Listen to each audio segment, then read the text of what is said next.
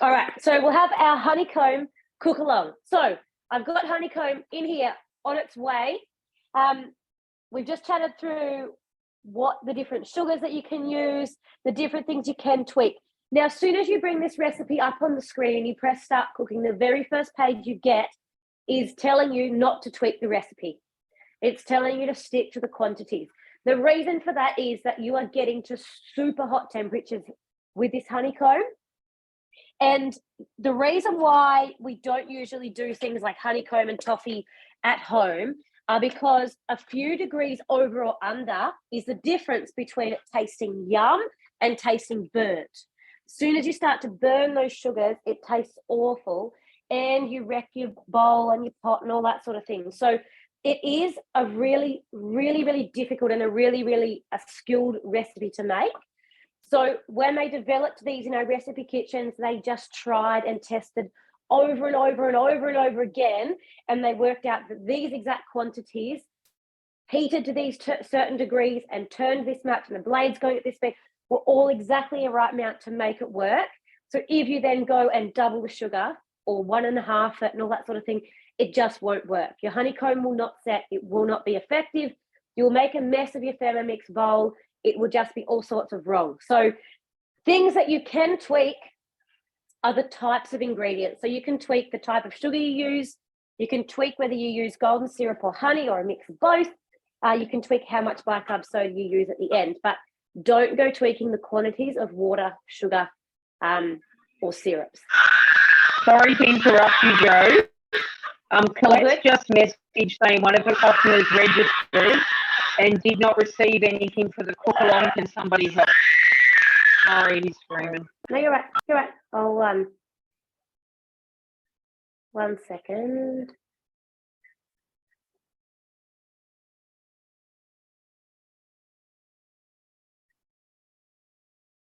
There we go. Just. All right. Hopefully that that might work.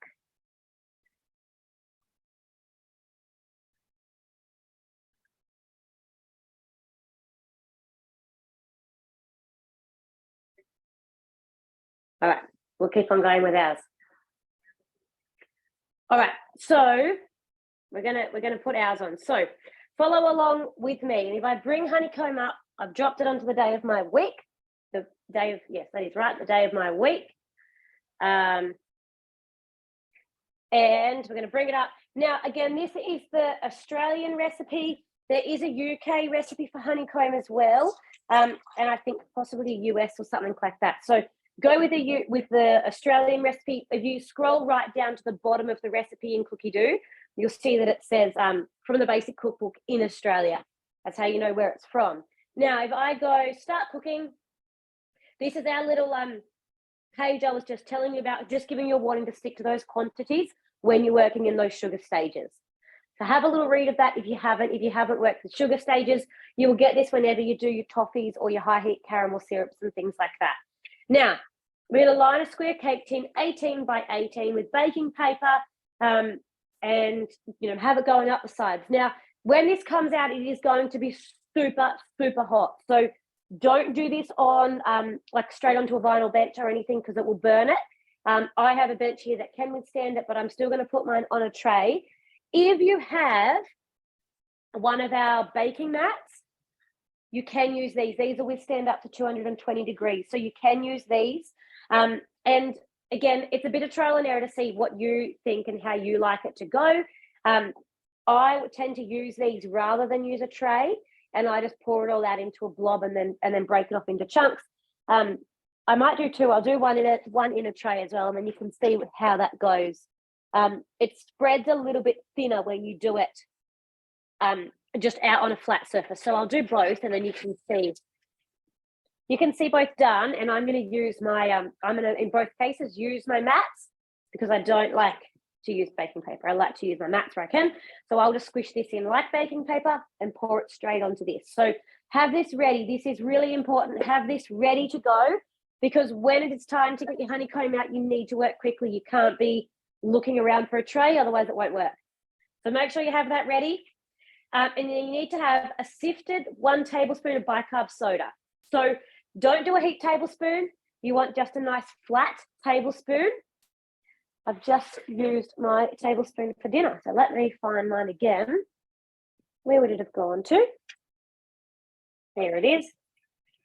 And the reason that it says sifted is just because you don't want any lumps. So you don't want to find a nice little lump of bicarb soda because that lump will remain in your honeycomb. So just give it a little mix around. You don't have to put it through a sifter. You don't have a sifter handy, but give it a nice little mix around. Make sure there is no clumps or lumps, and have that tablespoon ready to go. So I'm going to put my little cup there. And that's exactly what I'm going to do with mine. And this is not baking powder. It is absolutely bicarb soda. So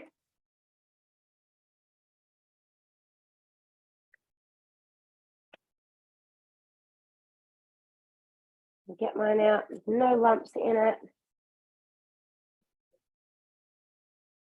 And put mine in there ready to go. Okay, so you have that out. You click next. Now you're going to put in 300 grams of white sugar. So this is where you can use your raw sugar if you don't have white. Stick to the quantity. It's okay if you go a few grams over, but don't go putting in there 330 or 350. And same thing if you're under. You want to be pretty close. Don't be way under. I'm going to go in there.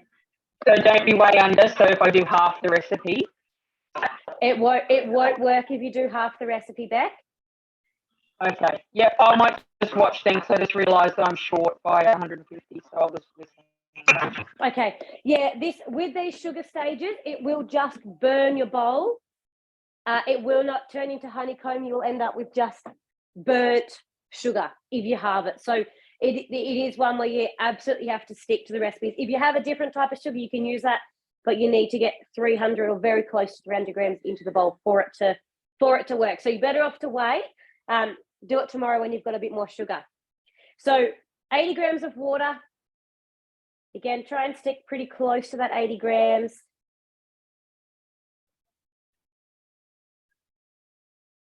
So yeah, this is definitely not a recipe that you can double or halve. It's one where you need to stick pretty close. Now you can use 20 grams of honey or maple syrup. I actually like a mix of, 10 grams of each, but I'm just going to use all honey tonight because what I have on hand. But this is what will give you sort of the different flavors and colors. So golden syrup will tend to give you like a darker sort of a honeycomb, and then the honey will give you a lighter one.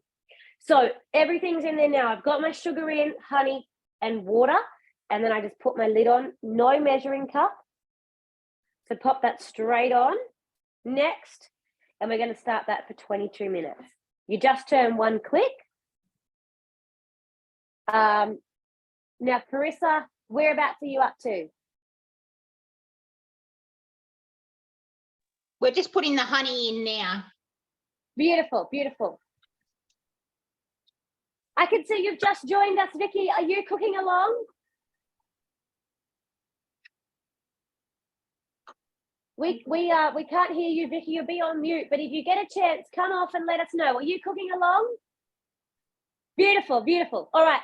So if you want to catch up, pop your sugar in, pop your water and either your honey or golden syrup in, and you'll only be a minute behind. So don't worry. Okay. If you missed us there at the start, I just was mentioning that you need to stick close to the quantities.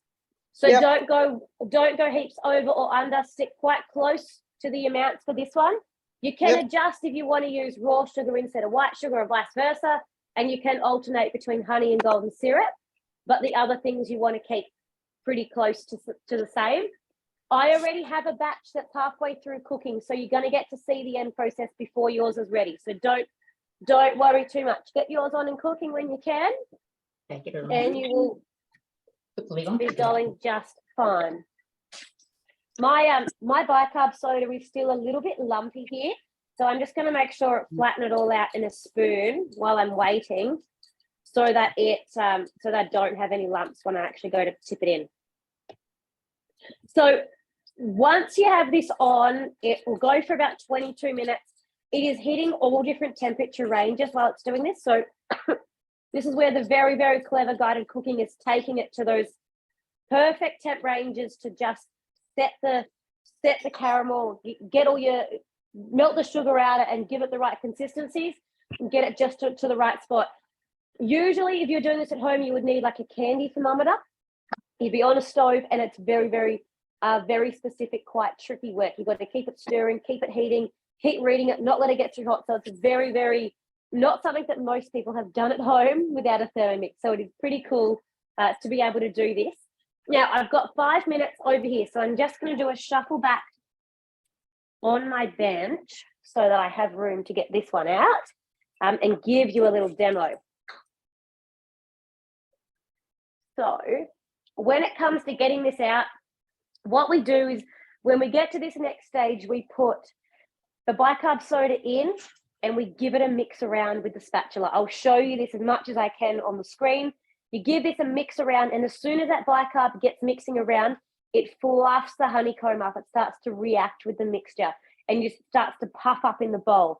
Now, this is where you've got to work quickly. As soon as it starts to puff up and it's mixing through, you need to get it out of the bowl. Because if you keep on mixing it, then it's going to start to set in there and it will go all funny. So you've got to mix it just for a minute and then start scooping it out. So that's why I'll demo mine first so you can see the sort of speed that you need to go at. And if you go a little bit too slow or a little bit too fast and this batch doesn't look perfect, don't worry. Do it again another day and have another try, but you'll have at least done it to have an idea. It is something where you've got to work quick and work tricky. It's very, very cheap to make, so don't stress if it doesn't turn out perfectly. Give yourself a little bit of grace and try it again. Now, if I just click through preview while this is still going, the other thing I need to do is then put water in here with a bit of vinegar and let my bowl wash. So once I've got that out, I'm essentially going to have honeycomb setting like toffee in my bowl. So I need to get water in there, vinegar in there, and let it do a clean. So while all your machines are on and cooking now, get yourself at least a litre of water ready to go and have it on the bench handy, because you will be asked to put that in as soon as you've got the mixture out of the bowl. Get the water in. And if you can do this at this time, then your bowl will be super easy to clean at the end. If you leave it, then you'll end up with a big sticky mess to clean off. So get yourselves ready about a litre of water. If you have some vinegar, pop a little bit of vinegar in it. Don't stress if you don't have the vinegar. It will clean off. It will clean off without. But if you have 50 grams or so of vinegar, put a dash of vinegar in the water. And so what this will do is then prompt you straight into a pre-clean while your honeycomb sets. All right, now I'm going to grab my tray out handy because my first batch is not far off being ready. So you pop this down here. And if you missed this at the start, Vicky, the first step was to get yourself ready a baking tray and put your baking paper in it. So I'm using a thermomat in a baking tray for this one. I'm going to do it in a bit of a shape, and then in my next batch, I'm just going to go straight on the bench so you can see the sort of difference when you do it both ways.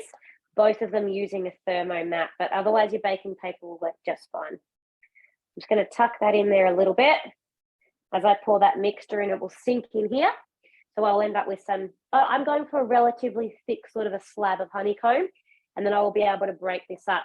If you come along tomorrow night, we are having a little event in Wingham for those who are local to this area. We're having a little event in Wingham, and we're going to be doing some different dinners, bit of inspiration for those who have a thermi. And I'm going to have some of this there. So if you haven't tried honeycomb before, you'll get a chance to try it. If you have any friends that are coming along, they'll be able to try a little bit as well. All right, I'm going to move this over here. What the best way is, you guys can see everything. All right.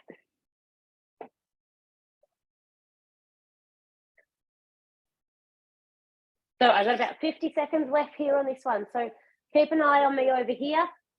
I am just in front of you guys with this batch. So you're going to do this exact same thing in a little bit when yours are there.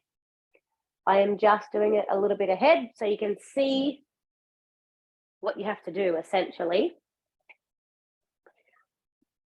I'm going to tip this in. You can adjust the amount of bicarb too. So if you make this and you find there's a little too much bicarb in it, then the next time you make it, just do slightly less or slightly more if you find yours doesn't puff up enough. I find that a level tablespoon is a good amount, but do what you think works best. All right. 3, 2, 1. So now I put my bicarb in. This is my mixture. So what it looks like, sticky toffee. I'm going to try and get this not too much on the blades in the middle, but all around on the mixture. And then I mix. Mix, mix, mix, mix. See how that's starting to puff up? Now, as soon as that's starting to puff up like that, I need to get it out. So now straight onto my mat. Super, super quick. I hope you can see this. I'm a bit in the road of the camera. But super quick. That's already setting in the bowl, so I can't really play with this. I need to just keep on going quickly, get out what I can, and not worry too much. You can see it's setting quite a lot already. So this is a super quick recipe. Super quick. Hey Joe, it's Tash here. I've just jumped on. Just while you're doing that, I know that that's really stressful, that part. So I thought I'd just jump on, just fill in the gap. So yeah, like Joe said, you really can't play around with it too much. Yeah. So the bit on the rim gets really dirty and that won't pre-clean in your wash. So what you want to do, like Joe's doing, is make sure that you get that off before you put it on to pre-clean. You can run it under I'm just giving it a some rush hot water. in the sink. Yeah. I made a batch of honeycomb today and I actually boiled the jug while I was waiting for my honeycomb to finish. And then I just ran the boiled water over that rim and it comes off super quick before filling with some water and vinegar to do the pre-clean wash. And again, don't stress if the pre-clean doesn't quite get it all off or there is a little bit on the rim. Boiling water will get it off fine. Like Joe said, you've got to work really quickly and you don't want to play with your mixture too much because that deflates the air in it. And so once you pour it out onto the tray, don't try and smooth it down or anything like that. Just let the bubble, like Joe's done there, just create a natural kind of, bubble bit, I suppose. Does that make sense? Anyway, sorry, Joe, for butting in. I just thought I'd help while I could while you were a bit stressed. No, thank you. It's so hard to try and keep talking while I'm trying to do that. So thank you. So yeah, this is what I'm left with. If you could see while Tash was just talking, I just put the water in my Thermomix. So I tried to clean that lip off as much as I could. There's still a bit on there, but I got the water in and I got that next pre-clean step. So if you just keep pressing next, we'll get to the pre-clean and that's on and flushing now. But you can see this has puffed up beautifully. And now it's just a matter of letting it set. You can see this is starting to set here already. So it's going sort of hard. You can almost scrape it off. But this will fully set hard and you'll be able to break it off in chunks. So you do just need to be patient now and wait. Your spatula, like the lip of your bowl, will be like you'll need to crack it off, but you can always eat this bit. It's nice. That's a good treat for making honeycomb. So you can give it a scrub off under hot water, but yeah, you can just eat this off the spatula as you go. Now that clean's already done, so it's just a super brief pre-clean. I'm going to just rinse this, push this down the sink and show you guys. That's my bowl at the end. Almost completely clean, just with a tiny bit around the lip. So it does a really good job as long as you work quickly and you do follow those instructions. So for this part here, I'm just going to give that another little rinse under hot water. If you have a Euro scrubby, they look like these. We sell them in the mix shop. They are perfect with just a little bit of hot water.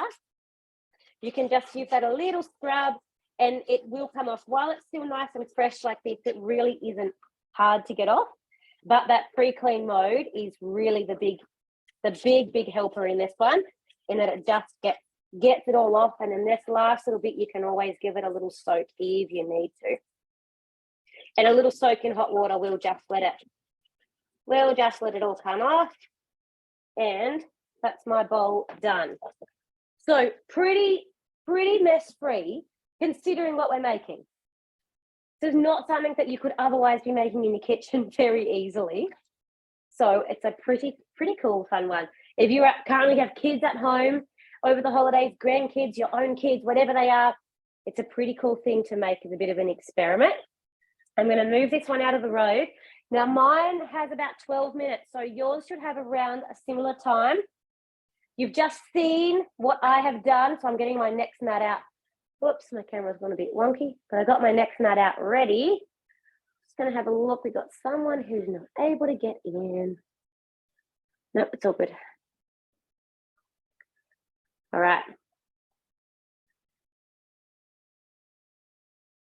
Yes, and Tasha just said her favourite is half honey and half golden syrup. It is my favourite too. So I used all honey in this one because it's what I had on hand. It is a slightly lighter, whiter honeycomb, but I do really like the mix of golden syrup and honey. I don't have any golden syrup at the moment, but I'm going to get some. So for those of you who just watched, what do you think? Yours might not be quite ready, but what do you think from what you've just seen me do? How do you think you're going to go? Are you feeling nervous or are you feeling ready to get out of the bowl? Or ready to make it if you're not making it tonight? Let me know in the chat or come off mute. What do you think? Have I given you confidence or have I scared you? Looks easier than one on the stovetop. Absolutely. I'll give it another go tomorrow when I get some more sugar. Beautiful, beautiful. Perfect. It is a bit nerve-wracking the first time. And like I said, don't stress. It's only sugar, water, and a little bit of golden syrup. You're not wasting a whole lot of money if your first batch doesn't quite turn out. It is all about that timing. So if you keep mixing for too long and it gets too fluffy, you can't get it out, then you've gone too far. And if you don't mix enough, it won't fluff up. So don't stress. You've got to probably do it once before you really know what it needs to look like.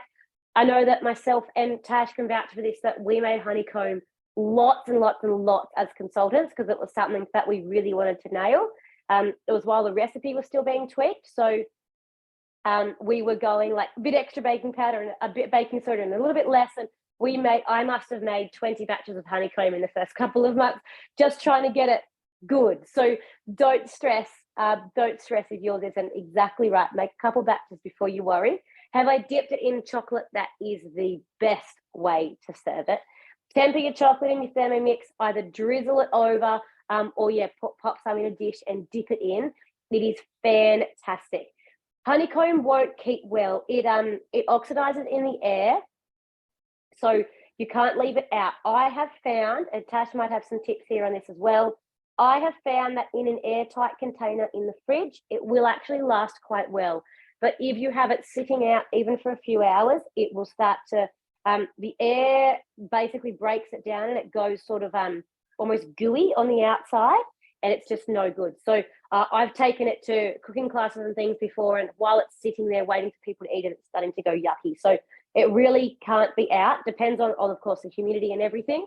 But like Tasha just said, it lasts longer when it's coated. So for things like if you're wanting to give this for gifts or really share it with your friends or make a big batch, you're way better off to coat it in chocolate because it will look after it.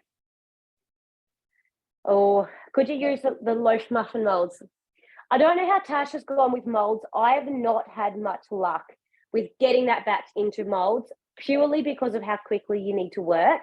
You really don't have time to put it in the mold, scrape the top off, put it in the next mold, scrape the top off, or put blobs in. I've really not had any success with doing that. I've run out of time. If you're in my customer group, you might have seen me try to use the honeycomb mold. Curious is laughing at me. I think I tried 3 times and I just couldn't. For that reason, it's really hard. I have seen people nail it, so it is possible, but it's hard. You've got to be so quick and accurate, and you can't play with it. So it's definitely give it a go. It's not going to hurt your loaf pan, but I certainly can't vouch for trying to do it in molds. It is a difficult thing to get into molds. but it cracks off beautifully. So I'm hoping this one might be set enough by the time this batch is done that I can show you some just cracking off, and then dip those pieces, and you can crack off chunks that are light crunchies.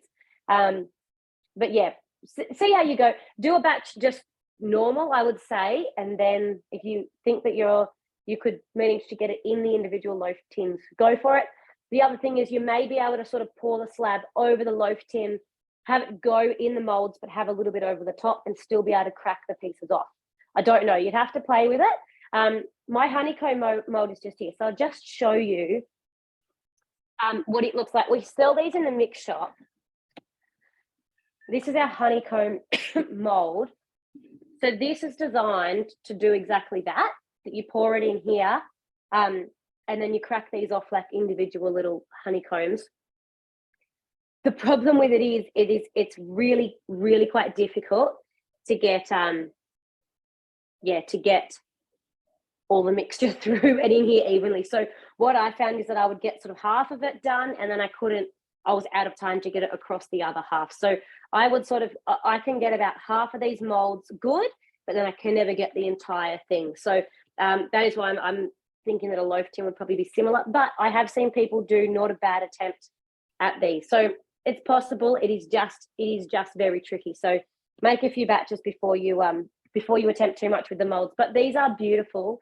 And if you're happy to put in a little bit of time and have a few goes at it, you can get some really, really pretty little honeycombs, dip them in chocolate and that sort of thing, and they make beautiful little gifts and things to pass on. So it is just a little bit of an art and a little bit of practice in itself.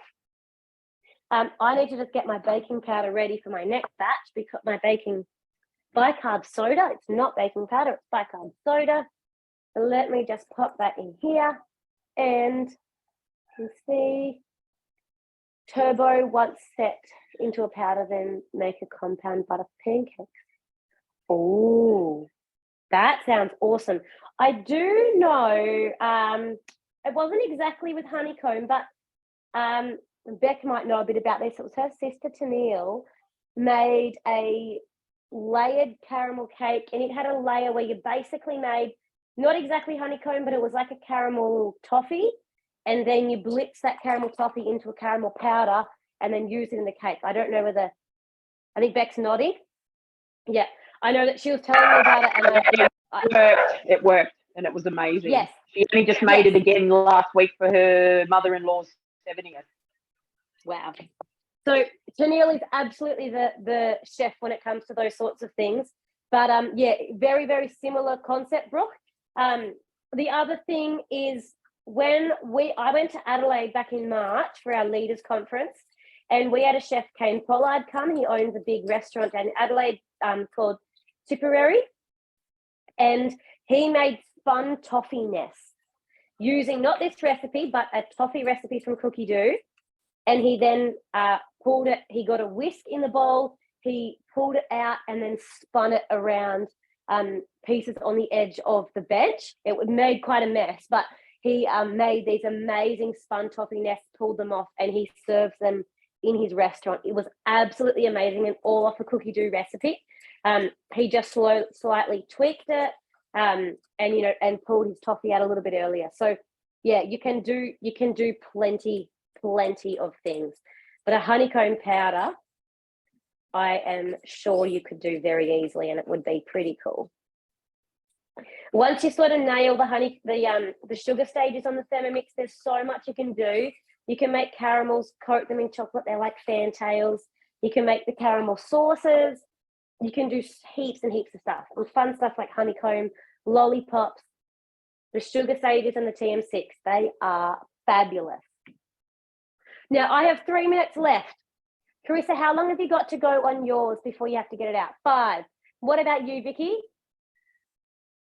You've got 6. Beautiful. All right, so we're getting close. We are getting close. While I've got just a minute to go, I'm going to really quickly open up Cookie Doo and just show you something, because I think this sometimes gets missed, and it's a really good thing to know how to do for when you're particularly wanting to do something like this. So say for instance, you really want to use the sugar stages and you don't know how to, or you're wondering, you know, how do I find more recipes that use these sugar stages? So when it comes to Cookie Do, you can toggle between individual recipes and collections. Now, if I do this and I go, I want TM6 recipes, and I want, say, sweet, I'm now going to be using, have a look at these sugar stages for the TM6 success. So these are recipes, they are sweet and they are using the sugar stages. You've got pecan toffee, they would use, you've got candied strawberries, honey sesame snaps, all sorts of things. Here's a hazelnut praline, all sorts of things in here. And then you have others there as well. But this is where using, oops, I'm losing my camera here. This is where using the different filters up here can be really helpful. Similar with, say, if you have a thickening mode and you're wanting to know what thickening does, type it in here, thickening with TM6, and here you have two collections that use that mode. It's a really good way to get an idea of what that mode or what those sugar stages do, and then you can go in it and cook some of those things. So you just toggle up here between recipe and collection, and then you can search for those entire ones.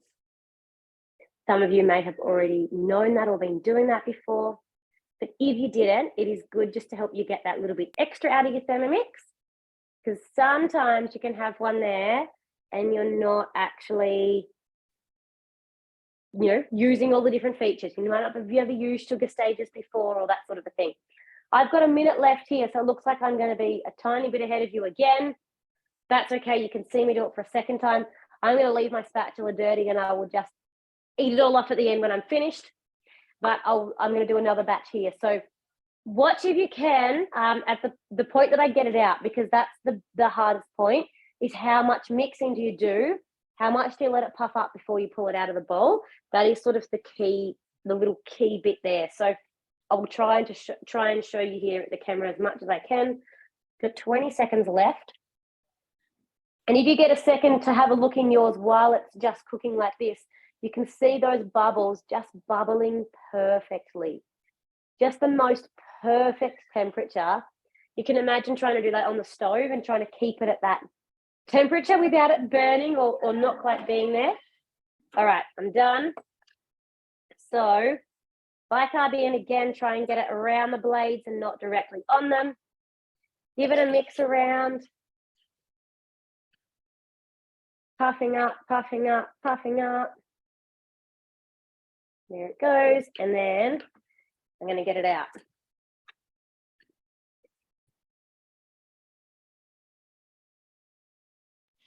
I think a good way to describe it, Joe, is that once you put your bicarb in, you want it to mix in. So when the sugar stage is finished, it still looks very liquidy and very dark in colour. Once you put the bicarb in, you want to mix it enough so that it goes a lighter colour like you can see there. And then you know that the bicarb's mixed in better. And see that? Make sense? Yeah, see that's too far already. So if you're trying to put that into molds or something, see what that's doing here? I now can't move that at all. So that's a few second window that you have, and then the rest of this just starts to go, obviously still tastes good, but it doesn't really look very good. So it's a super, super quick window to get it out, and that's why I do one big blob, and then the rest I'll just do around the edges, trying to scrape this off because I can always fix that up later, but I'm still going to have not one nice big blob in the middle.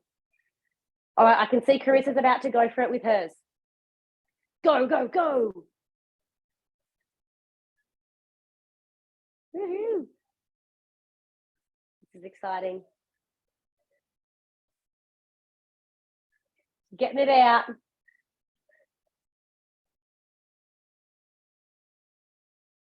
Ooh, I can't wait to see what it looks like. I'm going to quickly get some water in my bowl before this fully sets. I'm standing there talking. But I think Vicky's about to go in a second as well. They're going to get their honeycomb out, add that bicarb in, Remember to get that boiling or get that water in. Doesn't need to be hot, but get water in the bowl and get it on and clean as soon as you can once you are done. Out with the cleanup.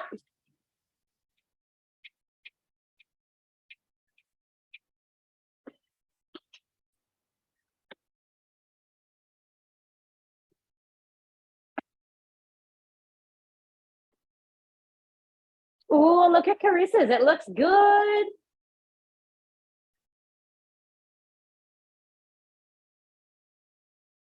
I love it. And the difference in the pre-clean on the Thermomix on the TM6, it uses a censored cooking. So that first batch, because I got the water in really quickly, it only needed a 1 minute clean. Whereas this lot, it was a bit harder, and as the blades started to turn, they were a little bit sticky. So it bumped up to 3 or 4 minutes to give it a longer clean and fully get it cleaned off. So really, really good little thing that it does. Vicky's about to go for it. She's putting a bicarb in. Awesome. Mixing it around. How has yours turned out, Carissa? Does it look good? Yeah, it looks pretty good. Not too bad. Awesome. Yeah.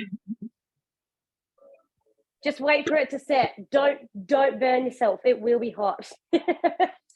I always want to try mine quickly. How you going, Vicky? I can see she's going hard over there. You have to come off mute in a minute and let us know how you went. It is absolutely a bit nerve-wracking. I think I'm more nervous for you guys than I am doing it for myself.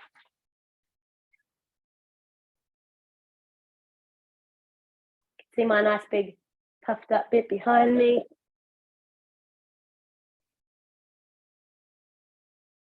Beautiful. Job done. How did you go?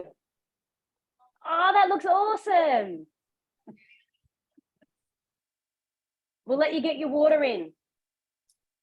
So this is my original piece. So this has been out for 15 or 20 minutes. You can see like the thinner piece on the edge here is getting quite crunchy. So I can, without making too much of a mess, I can crack that off. And there is our beautiful honeycomb. So you can see even through Zoom, it is quite a light honeycomb. And that's where that golden syrup will make it darker. But you can hear the snap. You listen.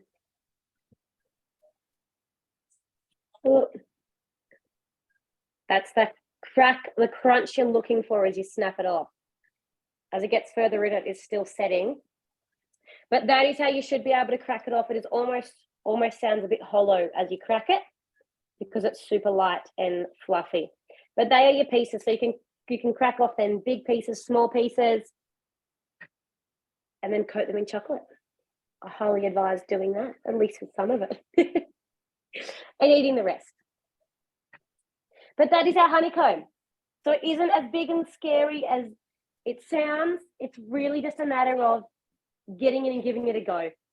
And once you've done one batch, you'll then be able to go and tweak it, tweak those little things. So tweak the type of sugar you use, tweak how much bicarb you want to use, and tweak the honey or golden syrup or a mix of both until you get it exactly how you want it. A darker honeycomb or a lighter honeycomb. And yeah, that is it. You're done. You can do whatever you would like with it now, but an airtight container in the fridge, it will last for a day or two. So that's probably your best way to store it for tonight. Otherwise, 10% chocolate now and drizzle it in that before you go to bed. Beautiful. I'm going to finish off our recording.